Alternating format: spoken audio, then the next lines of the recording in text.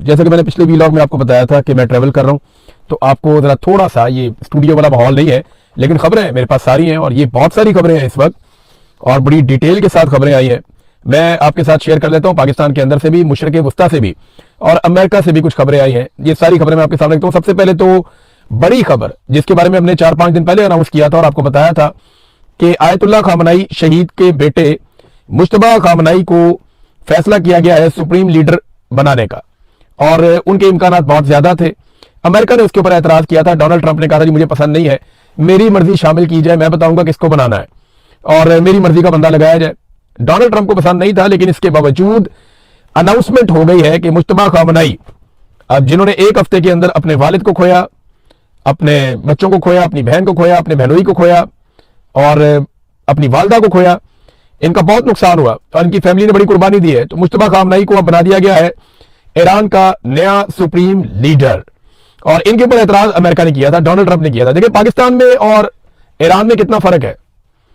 वहां पे एक सेक्रेटरी ऑफ द स्टेट का लेटर आता है जिसे साइफर कहते हैं और उस साइफर के बाद इमरान खान की हुकूमत गिरा दी जाती है। सेक्रेटरी ऑफ द स्टेट को एक टके की औकात नहीं है और उसके एक लेटर के ऊपर पाकिस्तान के जर्नलों की हवाइयां उड़ जाती हैं और जनरल बाजवा को मौका मिल जाता है कि चलो मेरी एक्सटेंशन का मामला बन गया, जो मैं चाहता था वो हो गया, अब ये मेरे पास साइफर आ गया तो इसको दिखा के मैं जर्नलों को काबू करूंगा और इमरान खान की हुकूमत गिरा दूंगा। और फिर इमरान खान साहब का रजीम तब्दील कर दिया गया, हुकूमत गिरा दी गई। ये किया गया एक सेक्रेटरी ऑफ द स्टेट के साइफर के ऊपर, उसके हुक्म के ऊपर। दूसरी तरफ अमेरिकी सदर खुद कह रहा है कि यह बंदा पसंद नहीं है और वहां पे ईरान ने उसी बंदे को दौरान जंग अटैक हो रहे हैं, लगातार हमले हो रहे हैं और तारीखी नौयत के अटैक हो रहे हैं इस वक्त ईरान के ऊपर। इससे पहले कभी इतने खौफनाक अटैक नहीं हुए थे। मगरबी मीडिया के मुताबिक ईरान के 80% फिजाई दिफाई निजाम को तबाह कर दिया गया है। तेहरान में वाक़ शहरान फ्यूल डिपो पर कल हमला किया गया। मेहरबाद एयरपोर्ट को निशाना बनाया गया है। आजादी स्क्वायर में जो है वो अड्डा जो है वहां पे वो भी जल रहा है। फौज के मुतअद्दिद जो अड्डे उनको तबाह किया गया है और इसके अलावा पासदारान इनकलाब का हेडक्वार्टर मलबे का ढेर बन गया है और 17 जहाज मगरबी मीडिया के मुताबिक उन्होंने डबो दिए ईरान के, लेकिन इसके बावजूद ईरान झुका नहीं। उन्होंने कहा नहीं, हमारा सुप्रीम लीडर कौन होगा इसका फैसला हम करेंगे, अमेरिका फैसला नहीं करेगा। तो पाकिस्तान में तो इंपोर्टेड हुकूमत आ गई थी ना, और तब से लेकर अब तक हमारे पास एक अर्दली वज़ीर आज़म है जो जहां पे जूता देखता है, कीमती जूता देखते ही पॉलिश शुरू कर देते हैं। जूता अच्छा और कीमती होना चाहिए या किसी बड़े ताकतवर आदमी के पांव में होना चाहिए, वहीं पे पॉलिश शुरू। और इंटरनेशनली शहबाज शरीफ साहब को शू शाइन बॉय का खिताब दिया जाता है और एक बार बार बार दिया जाता है। बहरहाल ईरान की अवाम ने खुशाइन करार दिया है और उन्होंने पूरी सपोर्ट दी है। बहुत सारे ऐसे ममालिक जो ईरान के हमायती हैं उन्होंने भी मुश्तबा खामनाई के मामले में पॉजिटिव रिस्पॉन्स किया है। अमेरिका को यह बिल्कुल पसंद नहीं आया। नाज़रीन, अब तेल की कीमतों पर आ जाए। आलमी मंडी में $100 से क्रॉस कर गई हैं। जब मैं वीडियो रिकॉर्ड कर रहा हूं तो इस वक्त $104 फी बैरल आलमी मंडी में तेल की कीमत है। अब अमेरिकी सदर डोनाल्ड ट्रंप कहते हैं कि ये वापस कम हो जाएगी। ये तो हम थोड़े दिनों में मार कुटाई करेंगे ईरान की, हम उनके एटमी असासे खत्म कर देंगे और चीजों को खोल देंगे और सारा कुछ नॉर्मल कर देंगे। आबनाए हुर्मुज़ को भी हम खोल देंगे। मामला यह है कि आबनाए हुर्मुज़ में अमेरिकन अपने शिप ही ले जाए कम से कम। वो दुनिया के मालिक को कहते हैं कि अपने शिप वहां से गुजार लो, कंपनियों को कहते हैं कि अपने शिप वहां से गुजार लो, जबकि अपने शिप जिनके ऊपर हथियार लगे हुए हैं उनको आबनाए हुर्मुज़ से दूर ले जाते हैं। रीजन क्या है? अमेरिकन अच्छी तरह समझते हैं कि यहां पे खतरा है और ईरान सचमुच मारेगा। लिहाजा डोनाल्ड ट्रंप को लगता तो है कि वो ये बंदिश खोल देंगे, लेकिन ईरान ये कह रहा है कि हम इस लड़ाई को लंबा लेकर जाएंगे। बल्कि ईरान के अंदर से उनकी हुकूमत ने कहा कि हम इस लड़ाई को वहां तक ले जाएंगे जहां तक डोनाल्ड ट्रंप का मिड टर्म इलेक्शन आ जाएगा और मिड टर्म इलेक्शन में डोनाल्ड ट्रंप इबरत का निशान बन जाएगा। हम इस लड़ाई को वहां तक ले जाएंगे। तो डोनाल्ड ट्रंप ने कहा कि तेल सस्ता वापस हो जाएगा और वो लोग बेवकूफ हैं जो ऐसा नहीं समझते। तो पता चल जाएगा, वक्त बताएगा बेवकूफ कौन है और नेतन्याहू की बातों में कौन आ गया। अमेरिका ने एक बड़ा हुक्म जारी किया है सऊदी अरब के हवाले से, और याद रखिएगा ये बहुत बड़ी डेवलपमेंट है, छोटी बात नहीं है। अमेरिका ने कहा कि सऊदी अरब से तमाम अमेरिकी सफीर या सफारती अमला जितना भी है वो सारा निकल जाए फौरन।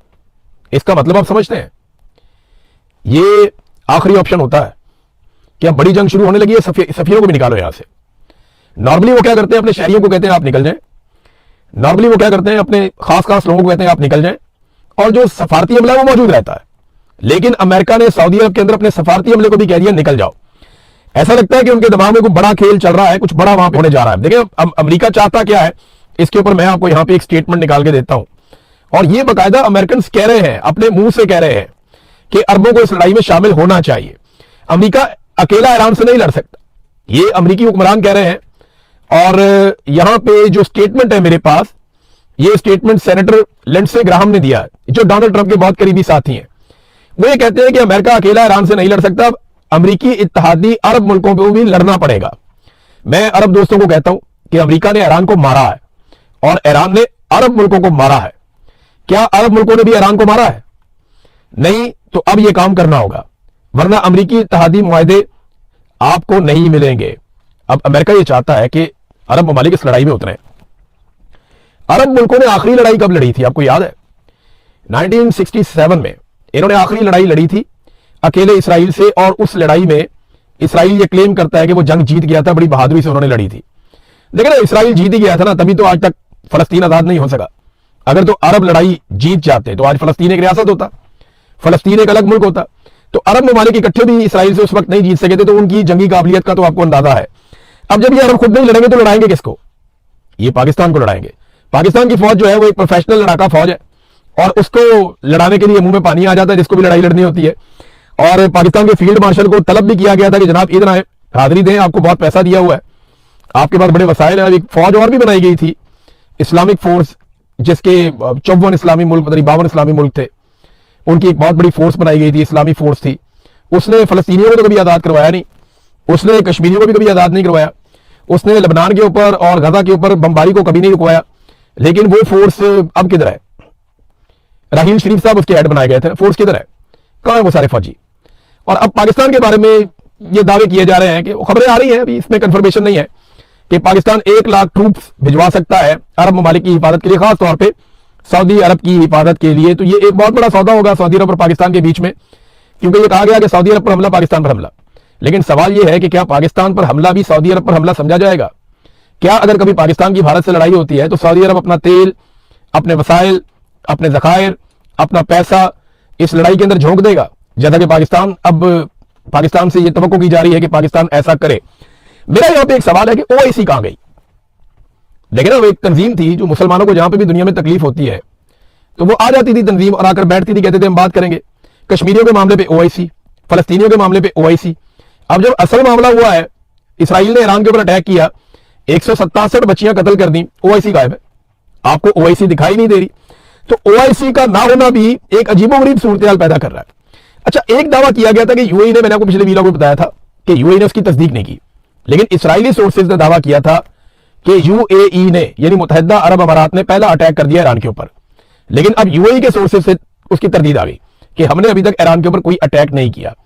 मैं आपको कैटेगोरिकली ये बता दूं कि अरब ममालिक ने ईरान की जानिब से आने वाले मिसाइलों को रोका है, उनकी जानिब से आने वाले ड्रोन्स को रोका है, लेकिन उन्होंने अभी तक ईरान के अंदर कोई ड्रोन या मिसाइल अपनी तरफ से नहीं भेजा। हां, यह जरूर है कि उनकी सरजमीन से बेशुमार हथियार वहां पे गए हैं, उनकी सरजमीन से जहाज भी उड़ के गए हमला करने के लिए, उनकी फिजाई हदूद भी इस्तेमाल हुई, उनकी जमीन भी इस्तेमाल हुई, उनका जो है समुद्री रास्ता भी इस्तेमाल हुआ, और उसकी रिटेलिएशन में ईरान ने वापस उन्हीं रास्तों पे, उन्हीं जगहों पे अटैक किया, और इसी अटैक से अब एक नई कहानी जन्म ले चुकी है। नाज़रीन, जो रशिया के वजीर खारजा है ना, उन्होंने मुसलमान मुल्कों को आईना दिखाया। उनका स्टेटमेंट मैं आपको पढ़ के सुनाता हूं, आपको आइडिया हो जाएगा कि इस वक्त सूरत हाल क्या है। देखिए, और रूस क्या सोच रहा है, इसमें आपको सारी खबर मिल जाएगी। और अब ये अरब ममालिक करने क्या जा रहे हैं, याद रखिएगा, ये लड़ाई अब लंबी चलनी है, और इस लड़ाई में बाकी मुल्क भी निकल आएंगे। जो तजियाकार हैं वो ये कहते हैं इस लड़ाई में लाखों लोग मारे जा सकते हैं, और इस लड़ाई के अंदर खलीजी ममालिक बहुत बुरी तरह तबाह हो जाएंगे, और उनकी तरक्की, जो पैसा सारा फ्लो जा रहा था खलीजी ममालिक की तरफ, वो वापस यूरोप की तरफ जाना शुरू हो जाएगा। मगरबी ममालिक तरक्की करेंगे, खलीजी ममालिक लड़ेंगे, और वहां पे हालात खराब हो जाएंगे, वो नीचे की तरफ जाएंगे, उनकी डिक्लाइन होगा। अब इसमें जो रूसी वजीर खारजा सरगई लावरोफ का जो स्टेटमेंट है, वो ये कहते हैं कि बहुत सारी अरब बादशाहतें अवामी तौर पर कह चुकी हैं कि सूरत हाल को फौजी हल की तरफ नहीं धकेला जाना चाहिए, यानी मुज़ाकरात होने चाहिए, और वो अपनी फिजाई हदूद इस्तेमाल करने की इजाजत नहीं देंगी। लेकिन जब सब कुछ शुरू हुआ तो अमेरिका और इसराइल को बार बार कॉल करने के बावजूद क्या आपने अमेरिका और इसराइल के इकदाम की मजम्मत की? यानी आपने कहा कि आपकी फिजाई हदूद इस्तेमाल नहीं होंगी और नहीं इस्तेमाल आप करने देंगे, लेकिन जब आपकी फिजाई हदूद को अमेरिका ने और इसराइल ने इस्तेमाल किया तो क्या आपने एक मरतबा भी इसराइल की और अमेरिका की मजम्मत की? ये रशिया ने सवाल उठाया। दूसरा, उन्होंने कहा कि क्या आपने स्कूल पर बमबारी करके 170 मासूम बच्चियों को शहीद करने की मजम्मत की? किसी अरब मुल्क ने इसके ऊपर क्या कोई बात की खुलकर? उन्होंने कहा कि मुझे यह मालूम हो गया है कि आपके ममालिक सिक्योरिटी काउंसिल में, अक़वाम मुत्तहिदा की सिक्योरिटी काउंसिल आपको पता है, वहां पे एक करारदाद पेश करने का इरादा रखते हैं जिसमें बिल्कुल वही जबान होगी जो आपने अभी इस्तेमाल की है, यानी ईरान की जारहियत की मजम्मत आप करेंगे, लेकिन अमेरिका और इसराइल के इकदाम का एक लफ्ज भी नहीं होगा। यह है वो मामला। वो कहते हैं अमेरिका और इसराइल की मजम्मत क्यों नहीं करते, वो आपकी फिजाई हदूद जबरदस्ती इस्तेमाल कर रहे हैं, आपकी समुद्री हदूद जबरदस्ती इस्तेमाल कर रहे हैं, आपके इलाकों से बम मार रहे हैं ईरान को, आप उसकी मजम्मत नहीं कर रहे। उन्होंने वहां पे कत्लेआम कर दिया ईरान के अंदर, बंदे ज्यादा तो ईरान के अंदर शहीद हो गए, यानी 1,500 बंदा शहादत के करीब पहुंच गया नंबर। वहां पे रिफाइनरियों को आग लग गई है। जो तबाही इस वक्त मिडिल ईस्ट में हुई या इसराइल में हुई, वो 10वां हिस्सा भी नहीं है जो तबाही अमेरिका ने और इसराइल ने ईरान के अंदर फैला दी है, 10वां हिस्सा भी नहीं है।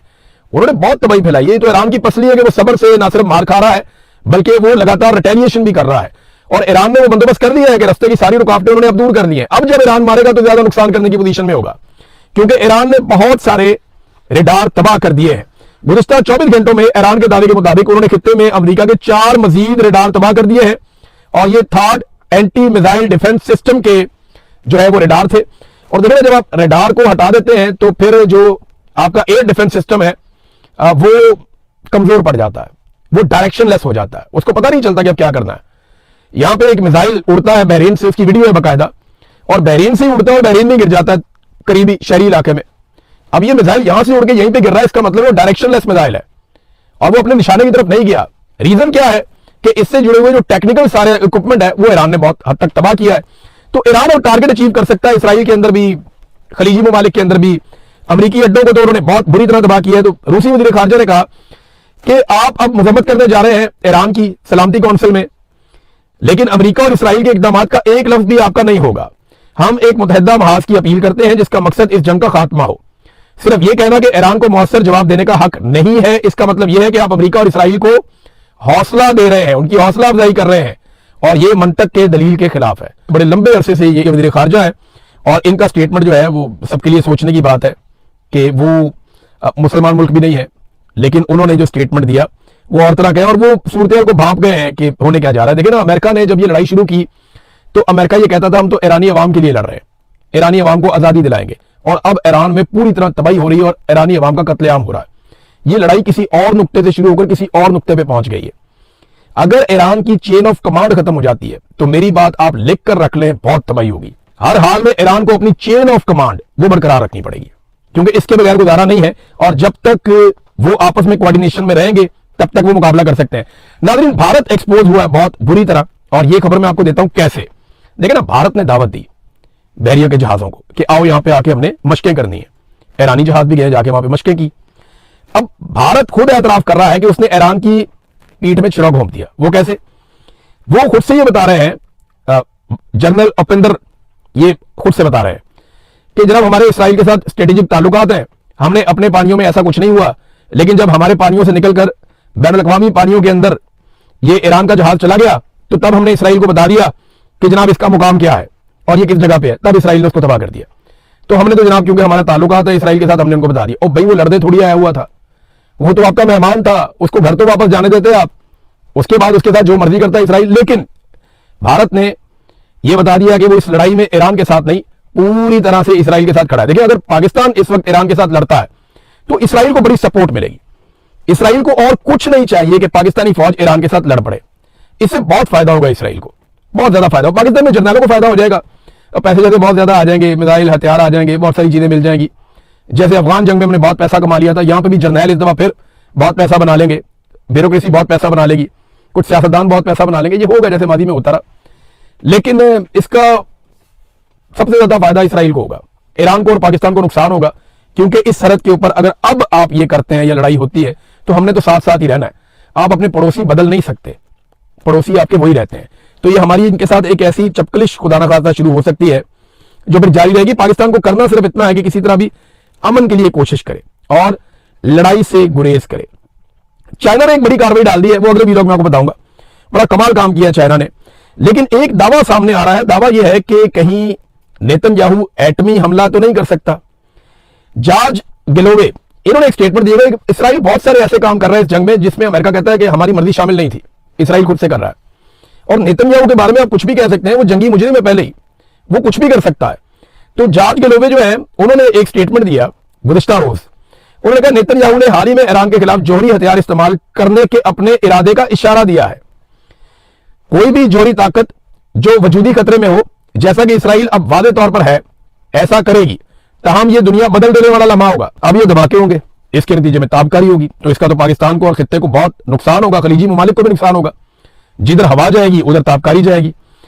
तो मामला अब यह है कि अगर ये एटमी धमाका हो जाता है खुदा ना खास्ता, या मामला वहां तक चला जाता है, तो ईरान के अगर कुछ 2 शहरों पे, अभी नजम सिटी भी ये कह रहे थे और ये डिस्कशन हो रही है कि 2 गैर मकबूल शहर ईरान के, वहां पे एटमी धमाके किए जा सकते हैं, डराने के लिए, धमकाने के लिए, और उसके बाद एक फतह का ऐलान किया जा सकता है।